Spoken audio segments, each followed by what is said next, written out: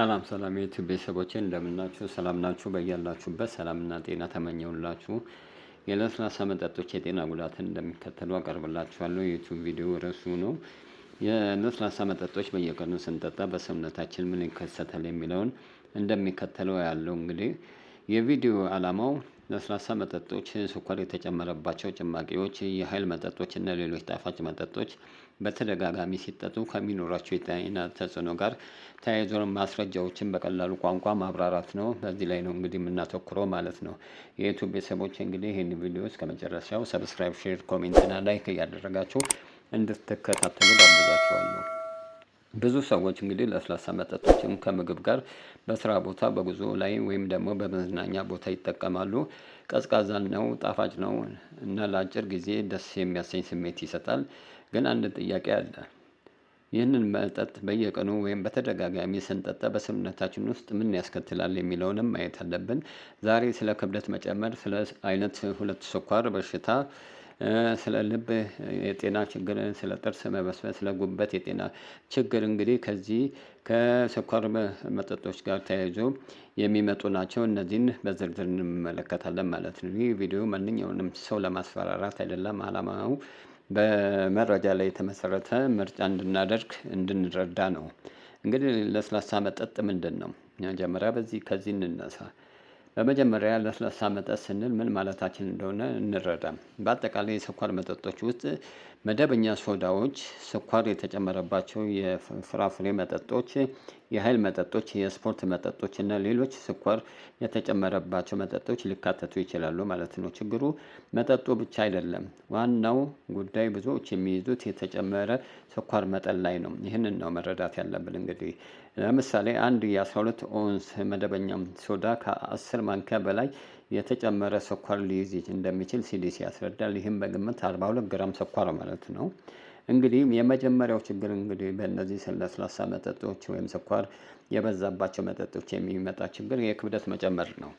ለስላሳ መጠጦች ከሚያመጡት ዋና ችግር አንዱ የክብደት መጨመር ሲሆን፣ ለምን እንዴት ነው የሚጨምረው? ምክንያቱም ከስኳር የሚመጡ ካሎሪዎች ብዙ ስለሚሆኑ መጠጥ እንደ ጠጣር ምግብ ሙሉ የመሆን ስሜትን ሁልጊዜ አይሰጥም። ስለዚህም መጠጡን ከጠጣን በኋላ ሌላ ምግብ ወይም ደግሞ ተጨማሪ መጠጥ ልንወስድ እንችላለን። ይህም በአጠቃላይ የምንወስደውን ካሎሪ ወይም ኃይል ሊጨምር ይችላል ማለት ነው። በተደጋጋሚ ከፍተኛ የስኳር መጠን መጠጣት ከክብደት መጨመርና ከውፍረት ጋር የተያያዘ ነው ማለት ነው። ይህ በተለይ ደግሞ ለልጆች፣ ለወጣቶች አስፈላጊ ጉዳይ ነው። የስኳር መጠጦች በልጆች ላይ ከክብደት መጨመርና ከውፍረት ጋር ተያይዞ ቀጥታ የተገናኘ ነው። በሁለተኛ ችግር የሚያስከትለው ደግሞ የአይነት 2 የስኳር በሽታን ያስከትላል። ሌላው አስፈላጊ ጉዳይ አይነት 2 የስኳር በሽታ ነው። በየቀኑ እንግዲህ ከፍተኛ የስኳር መጠጦችን መጠጣት ብቻውን በቀጥታ ይህንን በሽታ ያመጣል ብለን ቀላሉ ምክንያት መስጠትም አይቻልም። በተደጋጋሚ ስንጠጣቸው፣ በየቀኑ ስንደጋገማቸው ይሄ የሚመጣ ችግር ነው። ነገር ግን ተደጋጋሚ የስኳር መጠጥ ፍጆታ ከስኳር 2 የስኳር በሽታ አደጋ ጋር ተያይዟል። ሲዲሲ ደግሞ የስኳር መጠጦችን በተደጋጋሚ መጠጣት ከአይነት 2 የስኳር በሽታ ጋር እንደተያያዘ ማስረጃ በጥናት አቅርቧል ማለት ነው። የሚያስፈልገን ነገር ለሰውነታችን የሚያስፈልገውን ኃይልና ስኳር መመጠን ያስፈልገናል ማለት ነው። በተለይ ለረጅም ጊዜ የምንጠጣው መጠን መቀነስ ቀላል ጥቅም እንዳለው መረዳት አለብን። ሶስተኛ ችግር የልብ ጤና ችግር ያመጣል። አሁን ወደ ልብ እንምጣ። ተደጋጋሚ የስኳር መጠጥ ፍጆታ ከልብ በሽታ ጋር ተያይዟል። ሲዲሲ የስኳር መጠጦችን በተደጋጋሚ መጠጣት ከልብ በሽታ ጋር እንደሚያያዝ ይገልጻል። እዚህ ላይ የምንረዳው አንድ ትልቅ ፋክት ወይም ነገር አለ። ለስላሳ መጠጥ በአንድ ቀን ጠጣን ብለን ወዲያውኑ የልብ በሽታ ይይዘናል ማለት አይደለም። ጉዳዩ በረጅም ጊዜ የሚደጋገም የአመጋገብ ወይም የመጠጣት ልምድ ካለ ነው። የስኳር መጠን ከፍ ያለባቸው መጠጦች ከክብደት መጨመር እና ከሌሎች የልብና የሜታቦሊክ ጤና ችግሮች ጋር ሲያያዙ መጠኑን መቀነስ የተሻለ ልማድ ነው። አራተኛው ችግር ደግሞ የጥርስ መበስበስን ያስከትላል። አሁን ብዙ ሰዎች የሚዘነጉት ጉዳይ ይሄ ነው። ጥርሳችን ስኳር የተጨመረባቸው መጠጦችን ለጥርስ መበስበስ አደጋን ይዳረጋሉ። WHO ነፃ ስኳር መጠን መቀነስ የጥርስ መበስበስን አደጋ ለመቀነስ እንደሚረዳ ይመክራል። ለምን? ምክንያቱም በአፋችን ውስጥ ያሉ ባክቴሪያዎች ከስኳር ጋር ተያይዘው ጥርሱን የሚጎዱ አሲዶችን ሊፈጥሩ ይችላሉ። ይህ ሂደት በተደጋጋሚ ሲከሰት የጥርስ መበስበስ አደጋን ይጨምራል። ስለዚህ ጥርሳችን ብቻ መቦረሹ አይበቃም። በየቀኑ የምንጠጣውን የስኳር ወይም ሶፍት ድሪንኮችን የመቀነስ አለብን ማለት ነው። አምስተኛው ችግር ደግሞ ከጉበት ጋር በተያያዘ ነው። የስኳር መጠጦችን ከአልኮል ውጭ የሆነ ጉበት ስብ መከማቸት ወይም ደግሞ ነን አልኮሊክ ፋቲ ሊቨር ዲዚዝ ጋርም እንደሚያያዝ ይጠቆማል። ሲዲሲ በተደጋጋሚ የስኳር መጠን ፍጆታ ከዚህ የጉበት ችግር ጋር እንደሚያያዝ ይመክራል። ይህ ማለት አንድ ጠርሙስ ሶዳ ጠጥተን ወዲያውኑ ጉበታችን ይጎዳል ማለት አይደለም።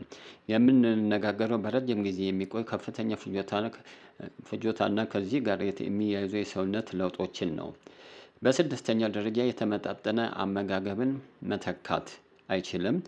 ለስላሳ መጠጦች ሌላ ችግራቸው ይሄ ነው። እንግዲህ ሆዳችን በካሎሪ ሊሞሉት ይችላሉ። በዚህም እንግዲህ ሌሎች የሚያስፈልጉን የሰውነት ንጥረ ነገሮችና ምግቦችን እንዳንወስድ ያደርጋሉ ማለት ነው።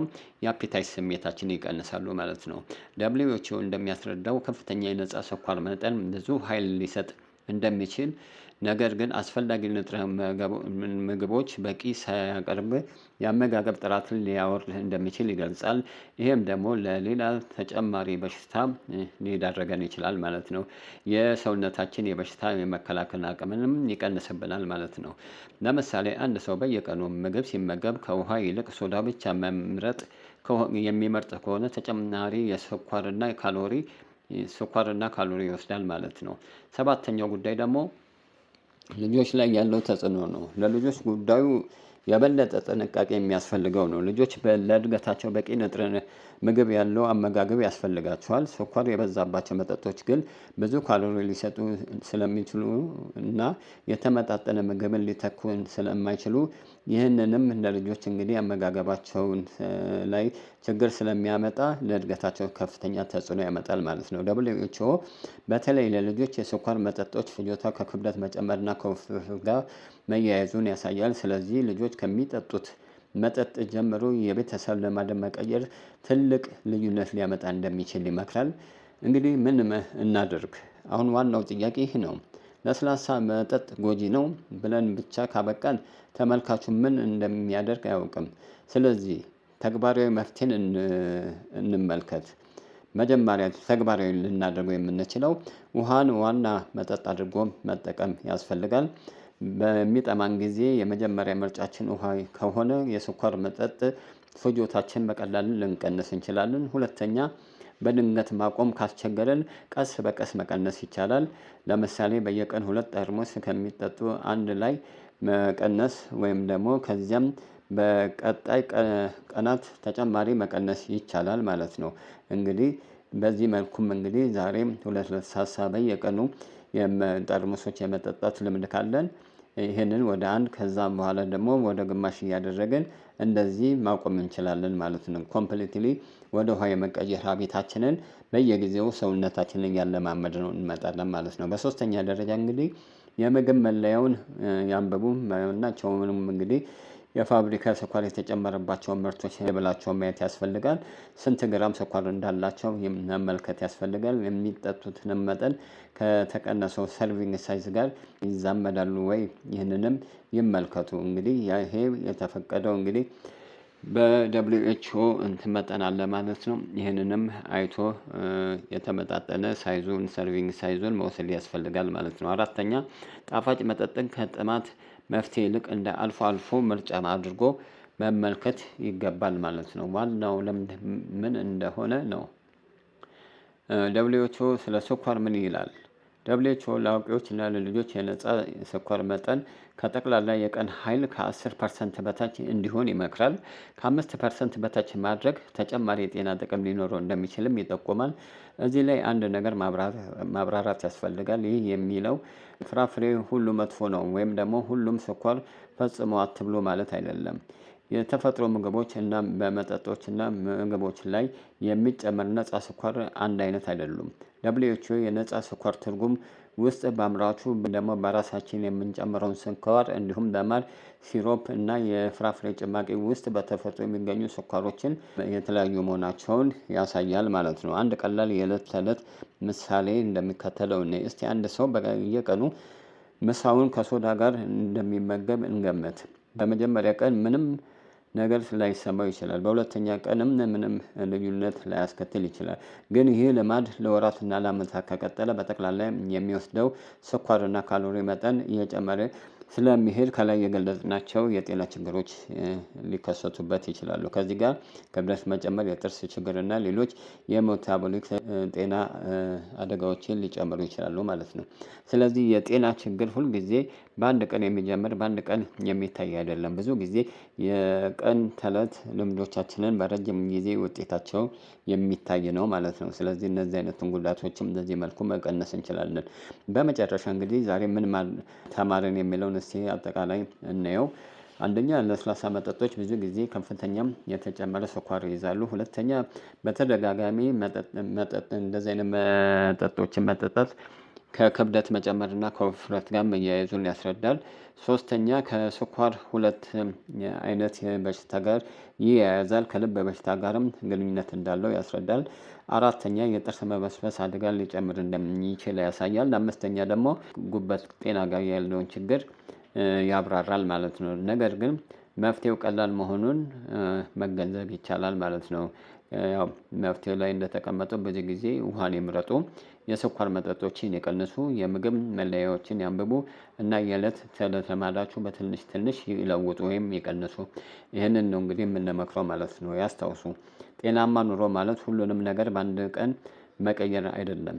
የምንደጋገማቸው ትንሽ ምርጫዎች ቀን በቀን መቀነስና ማሻሻል ማለት ነው። ይህ ቪዲዮ ጠቃሚ ከሆነ ላይክ፣ ሼር፣ ሳብስክራይብ እና ኮሜንት እያደረጋችሁ እንግዲህ ይህንን ቪዲዮ በዚሁ ያበቃሉ እንድትከታተሉ። እንዲሁም በኮሜንት ሴክሽኑ ውስጥ ለስላሳ መጠጦች በየቀኑ ከምንጠጣው ምን በመተካት ልንቀንስ እንችላለን የሚለውን ይጻፉ። እንደሚከተለው እንግዲህ ቪዲዮ እስከሚቀጥለው ቪዲዮ ድረስ እንግዲህ በጤና ይቆዩን። በሉ እንግዲህ ሰላም ዋሉ። እናመሰግናለን።